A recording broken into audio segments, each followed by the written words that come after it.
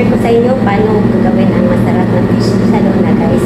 Ito ay isang Arabic food, kaya panoorin nyo to. First, kailangan natin ng fish.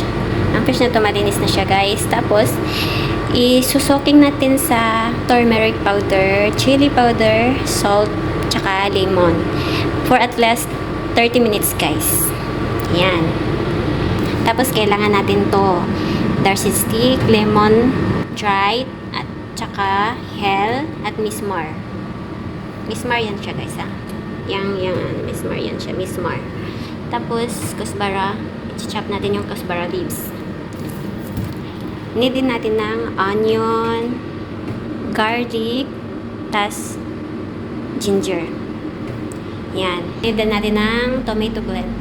Yan, i-blend natin siya dyan. 3 pieces lang na tomato, guys. Okay na yan. Tapos ito, mag-init tayo ng oil kasi ipa-fry natin yung fish. Okay?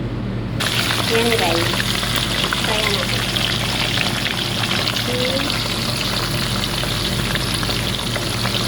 At least 10 minutes lang sa magkabilang side.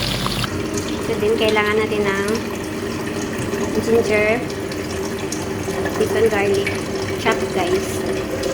Ito na yung onions. Yan, chop na natin. At kailangan din natin ng tomato paste.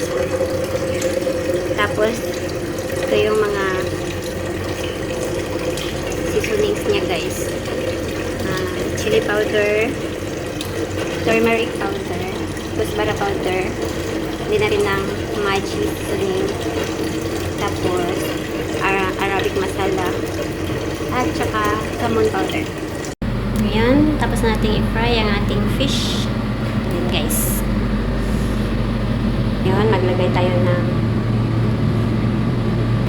oil dito. Kunti lang, guys.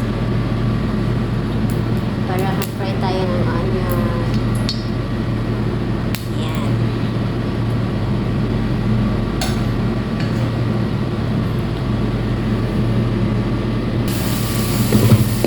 Isutin natin yung onion hanggang maging golden brown.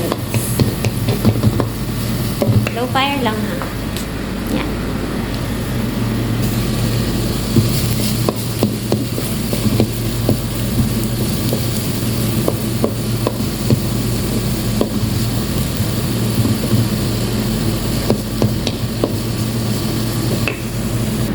Next, ilagay natin yung dry lemon, darsin, hill, tsaka mismar.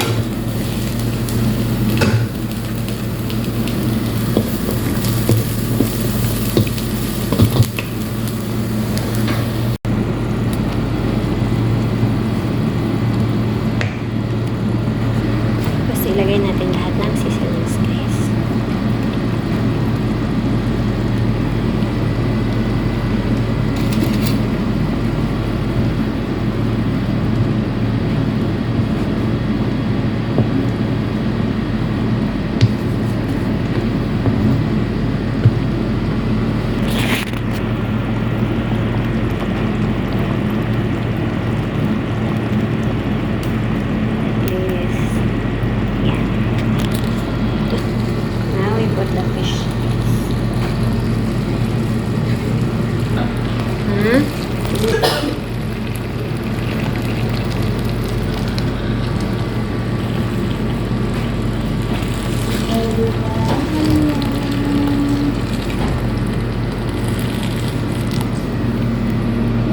So yun, guys. Tapos ayan natin siyang kumulo hanggang sa maging malambot yung fish.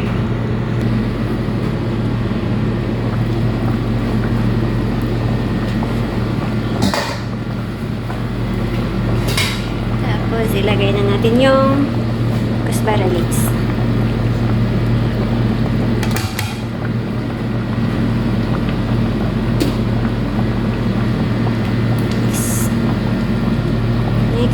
Mix.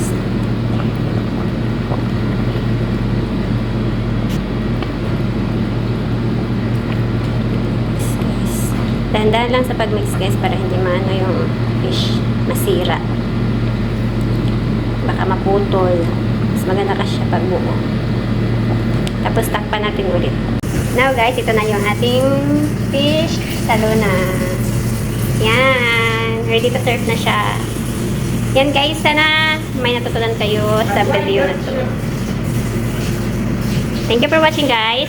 Please like and share. Don't forget to subscribe and click the bell button para updated kayo sa aking next videos. Babush!